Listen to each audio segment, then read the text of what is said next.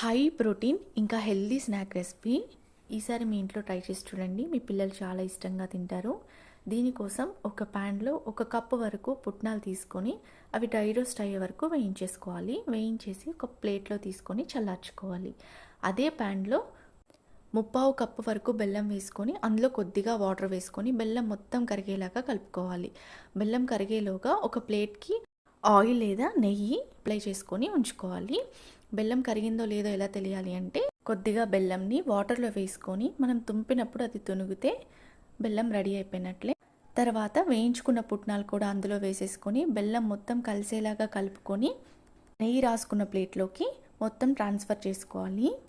మొత్తం ఈక్వల్గా స్ప్రెడ్ చేసుకున్నాక వేడిగా ఉన్నప్పుడే కట్ చేసుకోవాలి. కట్ చేసుకొని 1 అవర్ తర్వాత తీస్తే ఈజీగా వచ్చేస్తాయి.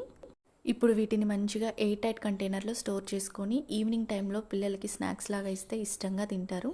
ఒకసారి ట్రై చేసి చూడండి. Thank you for watching.